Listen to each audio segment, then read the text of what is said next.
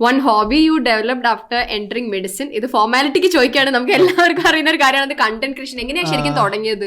Content creation actually എനിക്ക് first year മുതൽ തന്നെ ഇങ്ങനെ എന്തെങ്കിലും വീഡിയോ ഫോർമാറ്റിൽ ഇല്ല, ഫസ്റ്റ് ഇയർ ഇല്ല, എന്തെങ്കിലും വീഡിയോ ഫോർമാറ്റിൽ ചെയ്യണം.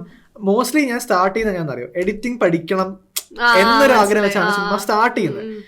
അപ്പം സെക്കൻഡ് ഇയറിലാണ് ആദ്യമായിട്ട് വ്ളോഗ് അല്ല പേജ് സ്റ്റാർട്ട് ചെയ്യുന്നത്.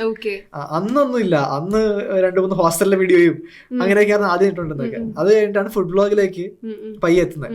ഫുഡ് വ്ളോഗ് എത്തിയെന്ന് വെച്ച് കഴിഞ്ഞാല് ഇൻസ്റ്റാഗ്രാം സ്റ്റാർട്ട് ചെയ്തത് അല്ലെങ്കിൽ യൂട്യൂബ് ഇല്ല, ഇൻസ്റ്റാ വെച്ചാണ് സ്റ്റാർട്ട് ചെയ്തത്. ഞങ്ങൾ ഊട്ടി പോകുന്ന സമയത്ത് അങ്ങനെ ഒരു ചായയുടെ വ്ളോഗൊക്കെ എടുത്ത് ഇങ്ങനെ ഇൻസ്റ്റയിലൊക്കെ എടുത്തിട്ട്, പിന്നെ അത് കഴിഞ്ഞിട്ട് ഒരു സ്പോൺസർഷിപ്പ് പിടിക്കാൻ പോകുന്ന സമയത്ത് ഇങ്ങനെ ഒരു ഷോപ്പിന് പ്രൊമോഷൻ ആണെന്ന് പറഞ്ഞിട്ട് നമ്മൾ അതിന്റെ ഭാഗമായിട്ട് ഫസ്റ്റ് വ്ളോഗ് ചെയ്യുന്നത്. അപ്പൊ അതിന് അപ്പാരന്റ്ലി കുറച്ച് റീച്ച് കിട്ടി.